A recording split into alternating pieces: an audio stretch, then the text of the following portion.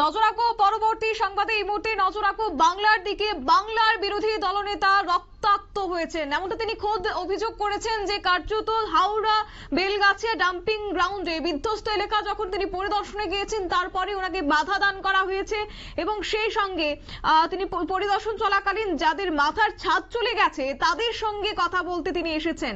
অবশ্য রাজ্য প্রশাসনের তরফ থেকে বিরোধী দলনেতাকে প্রবেশ করতে না দেওয়ার জন্য ব্যারিকেড দেওয়া হয়েছে। যদিও তিনি সেই ব্যারিকেড ঠেলেই ঢোকার চেষ্টা করেছেন, কিন্তু তারপর পুলিশের সঙ্গে ধস্তাধস্তি হয়েছে, বচসা হয়েছে পুলিশের সঙ্গে এবং তিনি বেরিয়ে আসার পরই তিনি অভিযোগ করেছেন যে ওনাকে রক্তাক্ত হতে হয়েছে। আজ শুনুন ওনার বক্তব্য। এসআই হাওড়া পুলিশ কমিশনারেট আমাকে রক্তাক্ত করেছে। সব জায়গায় আটকাচ্ছে আপনাকে। এই যে রক্তাক্ত দেখুন না, এই কেড়ে হাতটা ধরছে। Sub inspector Paschimbanga police Howrah commission.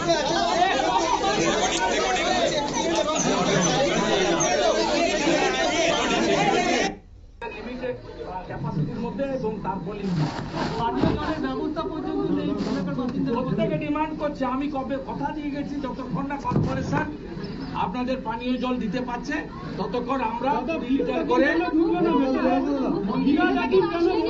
পাবলিকের ভয় আসেনি, ওরা পাবলিককে ফেস করতে চাইছে না। এটা অনেক অনেক বাড়ি পাইনি, সামনেও পাইনি, আরো বাড়াবে ভাই, কোনো অসুবিধা হবে না। আমি আছি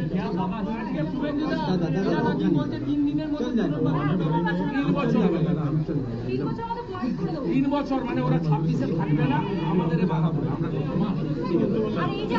পিছন দিকটা হেঁটে বাবা ফটো ক্যামেরা সাংবাদিকরা সামনে দিকটা দেখে চলো, পড়ে যাবে। কিন্তু আর হিন্দিতে অধিকাংশ লোক এখানে কথা বলে এবং এখানে প্রায় সমাজ আছে। আপনারা শুনলেন বাংলার বিরোধী দলনেতা শুভেন্দু অধিকারীর বক্তব্য। এই নিয়ে অবশ্য চলে যাবো, আমাদের প্রতিনিধি রয়েছে শান্তনু। শান্তনু, বিষয়টা যদি একটু তুলে ধরো। হাওড়ার বেলগাছিয়ার যে ডাম্পিং গ্রাউন্ড রয়েছে সেখানে কিন্তু বিধ্বস্ত হয় এবং সেই এলাকা পরিদর্শনে সকালবেলায় গেছিলেন কলকাতার মেয়র ফিরহাদ হাকিম। তারপরে তিনি আশ্বাস দিয়েছিলেন যে এখানে যে যত ধরনের পরিষেবা লাগবে সরকারের পক্ষ থেকে দেওয়া হবে। কিন্তু সেখানকার গ্রামবাসী অর্থাৎ সেখানে যেই মানুষজন থাকেন তারা যেটা অভিযোগ করছেন, সেখানে থাকা তো দূরের কথা, সাধারণ মানুষের যে ন্যূনতম চাহিদা জল, যেটা খেয়ে মানুষ জীবন ধারণ করে বেঁচে থাকে, সেই জলটুকু কিন্তু পাচ্ছেন না। প্রশাসনের পক্ষ থেকে সেই ব্যবস্থাও করা হয়নি। মেয়র শুধুমাত্র এসে কথা দিয়ে গেছেন, কিন্তু আদতে যে তার প্রয়োজনীয় ব্যবস্থা গ্রহণ করার সঙ্গে সঙ্গে সেই ব্যবস্থা কিন্তু গ্রহণ হয়নি। আর এই খবর বিরোধী দলনেতা শুভেন্দু অধিকারীর কানে যাওয়া মাত্রই তিনি কিন্তু সেই জায়গায় গিয়ে উপস্থিত হন। আর যখন সেইখানে ঢোকার চেষ্টা করেন, পুলিশ প্রশাসনের পক্ষ থেকে প্রথমে তাকে বাধা দেওয়া হয় এবং ব্যারিকেডের দিয়ে ঘিরে দেওয়ার চেষ্টা করে, কিন্তু শুভেন্দু অধিকারী থেমে যাওয়ার পাত্র নন। তিনি সেই ব্যারিকেড ঠেলে এগোতে গেলে সেই ক্ষেত্রে তার ব্যারিকেডের কোনো অংশে তার হাত কেটে যায় এবং পুলিশের সামনেও কিন্তু কার্যত একটা ধস্তাধস্তির মুহূর্ত শুরু হয়। উল্টো দিক থেকে তৃণমূল কংগ্রেসের যারা কর্মী সমর্থক সামনে জড়ো হয়েছিলেন, শুভেন্দু অধিকারী আসছে এমন খবরটা পাওয়ার পরেই তারা কিন্তু শুভেন্দু অধিকারীকে গো ব্যাক স্লোগান দিতে থাকে। তার পাল্টা বিজেপির যারা কর্মী সমর্থক শুভেন্দু অধিকারীর সঙ্গে যাচ্ছিলেন তারাও কিন্তু জয় শ্রীরাম ধ্বনি তুলে। তো পাশাপাশি একটা বেশ মুখামুখি সংঘর্ষের পরিস্থিতি তৈরি হয়। যদিও পুলিশ এটা দুপক্ষকেই সরিয়ে দিয়ে সামাল দেওয়ার চেষ্টা করেছেন, কিন্তু শুভেন্দু অধিকারী রাজ্যের যিনি বিরোধী দলনেতা তিনি কিন্তু যেটা বারবার অভিযোগ করছেন যে প্রশাসন শুধুমাত্র কথা দিচ্ছেন, কিন্তু আদতে সেই মানুষগুলোর পাশে গিয়ে যে দাঁড়িয়ে তাদেরকে জল পরিষেবা এবং মাথায় যে ছাদ সেটাও কিন্তু দিতে পারছেন না।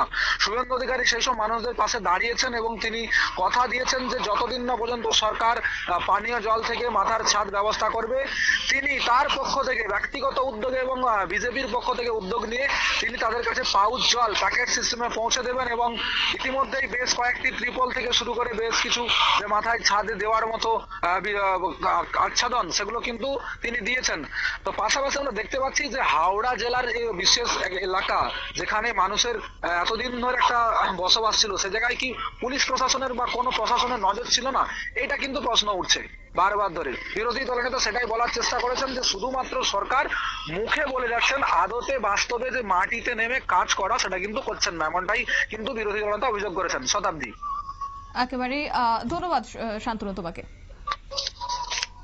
আপনারা শুনলেন আমাদের প্রতিনিধির বক্তব্য। অবশ্য অন্যদিকে আজকে এলাকা পরিদর্শনে যাওয়ার পরই ওনাকে বাধাপ্রাপ্ত হতে হয়েছে এমনটা তিনি অভিযোগ করেছেন। পাশাপাশি তিনি বলেছেন যে রক্তাক্ত ওনাকে করা হয়েছে। যদিও এক্ষেত্রে কিছুটা এগিয়ে আসার পর তৃণমূল সমর্থকরা গো ব্যাক স্লোগান কার্যত দিয়েছেন শুভেন্দু অধিকারীকে কেন্দ্র করে, কিন্তু শুভেন্দু অধিকারী আজকে আশ্বাস দিয়েছেন যতদিন না পর্যন্ত প্রশাসন সেক্ষেত্রে তাদের জন্য কোনো ধরনের ব্যবস্থা গ্রহণ করা হচ্ছে ততদিন পর্যন্ত তিনি ব্যক্তিগত উদ্যোগেই ওনাদের পাশে থাকবেন।